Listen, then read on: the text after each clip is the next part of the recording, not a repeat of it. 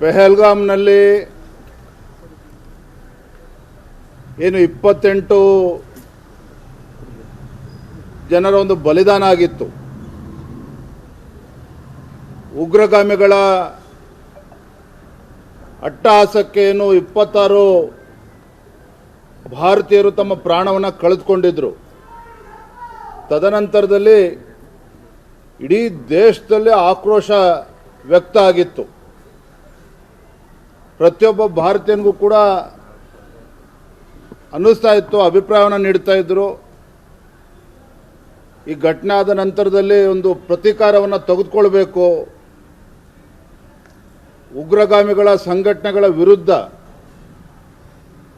ಮತ್ತು ಪಾಕಿಸ್ತಾನ ಏನು ಉಗ್ರಗಾಮಿ ಚಟುವಟಿಕೆಗಳಿಗೆ ಕಳೆದ ಹಲವಾರು ದಶಕಗಳಿಂದ ಬೆಂಬಲವನ್ನು ನೀಡಿಕೊಂಡು ಬರ್ತಾ ಇದೆ, ಆ ಪಾಕಿಸ್ತಾನಕ್ಕೂ ಕೂಡ ಬುದ್ಧಿ ಕಲಿಸಬೇಕು ಅಂತೇಳಿ ಪ್ರತಿಯೊಬ್ಬ ಭಾರತೀಯನ ಅಪೇಕ್ಷೆ ಇತ್ತು. ಅದಕ್ಕೆ ಪೂರಕವಾಗಿ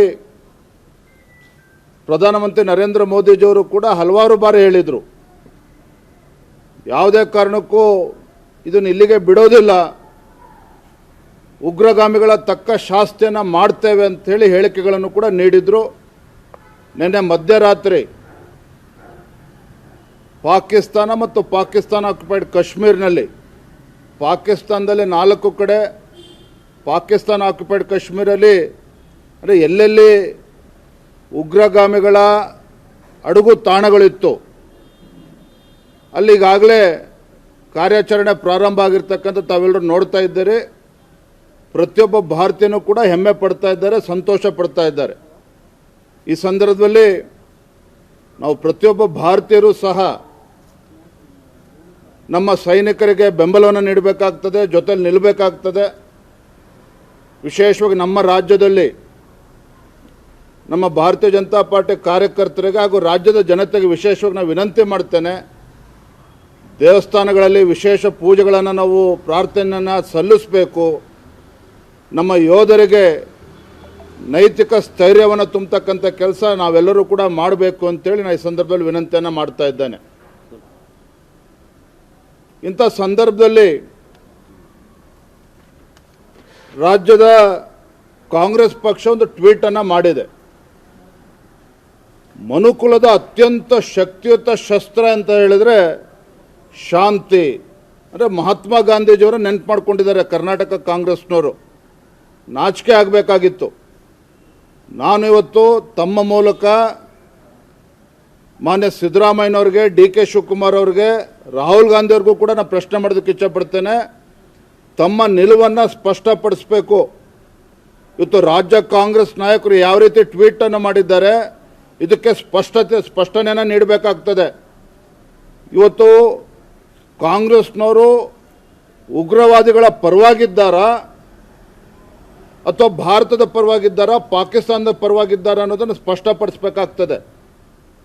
ಈ ರೀತಿ ಇಂಥ ಸಂದರ್ಭದಲ್ಲಿ ಈ ರೀತಿ ಕಾಂಗ್ರೆಸ್ ಪಕ್ಷ ಈ ರೀತಿ ಹೇಳಿಕೆಗಳನ್ನು ಕೊಡ್ತಕ್ಕಂಥದ್ದು ಶೋಭೆ ತರ್ತಕ್ಕಂಥದ್ದಲ್ಲ. ತತ್ಕ್ಷಣ ಈ ದೇಶದ ಜನರ ಕ್ಷಮೆನೇ ಯಾಚಿಸಬೇಕು ಅಂತೇಳಿ ನಾನು ಈ ಸಂದರ್ಭದಲ್ಲಿ ಆಗ್ರಹವನ್ನು ನಾನು ಮಾಡ್ತಾ ಇದ್ದೇನೆ. ಭಾರತೀಯ ಜನತಾ ಪಾರ್ಟಿ ಇಂದಿನಿಂದ ಕೊನೆಯ ಹಂತದ ಜನಾಕ್ರೋಶ ಯಾತ್ರೆಯನ್ನು ಪ್ರಾರಂಭ ಮಾಡಿದ್ದೀವಿ.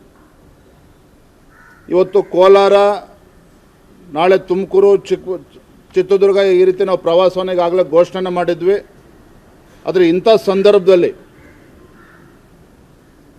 ಭಾರತ ಮತ್ತು ಪಾಕಿಸ್ತಾನ ನಡುವೆ ಒಂದು ರೀತಿ ಯುದ್ಧ ಪ್ರಾರಂಭ ಆಗಿರ್ತಕ್ಕಂಥ ಸಂದರ್ಭದಲ್ಲಿ ಪ್ರತಿಯೊಬ್ಬ ಭಾರತೀಯರು ಕೂಡ ನಾವು ಒಂದಾಗಿರಬೇಕು. ಮತ್ತು ರಾಜಕೀಯ ಪಕ್ಷಗಳು ಸಹ ನಾವೆಲ್ಲರೂ ಕೂಡ ಒಟ್ಟಾಗಿ ಒಂದಾಗಿ ದೇಶದ ಜೊತೆ ನಿಲ್ಲಬೇಕು. ಈ ಒಂದು ಸದುದ್ದೇಶ ಇಟ್ಕೊಂಡು ಇವತ್ತೇ ನಮ್ಮ ಕೋಲಾರ ಜನಾಕ್ರೋಶ ಯಾತ್ರೆ ಈಗಾಗಲೇ ನಿಶ್ಚಯ ಆಗಿದೆ. ಆ ಕಾರ್ಯಕ್ರಮಕ್ಕೆ ನಾವು ತೆರಳುತ್ತಾ ಇದ್ದೇವೆ. ನಾಳೆಯಿಂದ ನಡಿಬೇಕಾಗಿರ್ತಕ್ಕಂಥ ಕಾರ್ಯಕ್ರಮಗಳನ್ನು ತಾತ್ಕಾಲಿಕವಾಗಿ ಅವೆಲ್ಲವನ್ನು ಕೂಡ ನಾವು ಮುನ್ನೂಡ್ತಾ ಇದ್ದೇವೆ. ನೋಡಿ, ಬಹಳ ವರ್ಷಗಳ ನಂತರ ಇಂಥ ಒಂದು ಅನಿವಾರ್ಯವಾಗಿರ್ತಕ್ಕಂಥ ಪರಿಸ್ಥಿತಿ ನಿರ್ಮಾಣ ಆಗಿದೆ.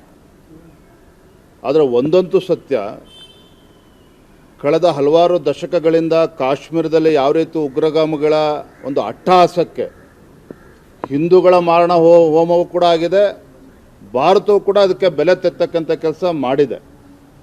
ಆದರೆ ಸಾಕಪ್ಪ, ಈಗಲಾದರೂ ಕೂಡ ಪಾಕಿಸ್ತಾನದ ವಿರುದ್ಧ ಮತ್ತು ಅಂಥ ಉಗ್ರಗಾಮಿ ಸಂಘಟನೆ ವಿರುದ್ಧ ನಿರ್ದಾಕ್ಷಿಣ್ಯವಾಗಿ ಒಂದು ಕ್ರಮನ ಕೈಗೊಳ್ಳಬೇಕು, ಯುದ್ಧ ಆದರೂ ಪರವಾಗಿಲ್ಲ ಅನ್ನೋ ಭಾವನೆ ಪ್ರತಿಯೊಬ್ಬ ಭಾರತೀಯರಲ್ಲೂ ಕೂಡ ಇತ್ತು. ಹಾಗಾಗಿ ಈಗಾಗಲೇ ಅದು ಪ್ರಾರಂಭ ಆಗಿದೆ. ಇಂಥ ಸಂದರ್ಭದಲ್ಲಿ ಪ್ರತಿಯೊಬ್ಬ ಭಾರತೀಯನೂ ಕೂಡ ಪರಿಸ್ಥಿತಿನೂ ಕೂಡ ಅರ್ಥ ಆಗಿದೆ. ಇಂಥ ಸಂದರ್ಭ ನಾವೆಲ್ಲ ಒಟ್ಟಿಗೆ ಇರಬೇಕು ಅಂತಕ್ಕಂಥ ವಾಸ್ತವಿಕ ಸತ್ಯನೂ ಕೂಡ ಗೊತ್ತಿದೆ. ಹಾಗಾಗಿ ಇವತ್ತೇನು ಮಾಕ್ ಡ್ರಿಲ್ಗಳು ಏನು ಇಡೀ ದೇಶಾದ್ಯಂತ ಪ್ರಾರಂಭ ಆಗ್ತಿದೆ ಸಹಜ. ಯಾಕೆಂದರೆ ಇಂಥ ಯುದ್ಧದ ಸಂದರ್ಭದಲ್ಲಿ ನಾವು ಪ್ರತಿಯೊಬ್ಬರೂ ಕೂಡ ಎಚ್ಚರಿಕೆಯಿಂದ ಇರಬೇಕು.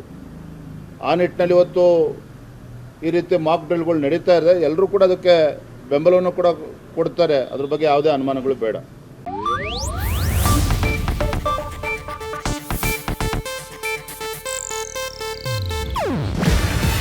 ಇದು ಏಷ್ಯಾನೆಟ್ ನ್ಯೂಸ್ ನೆಟ್ವರ್ಕ್ ಪ್ರಸ್ತುತಿ. ನೀವು ನೋಡ್ತಿದ್ದೀರಾ ಏಷ್ಯಾನೆಟ್ ಸುವರ್ಣ ನ್ಯೂಸ್.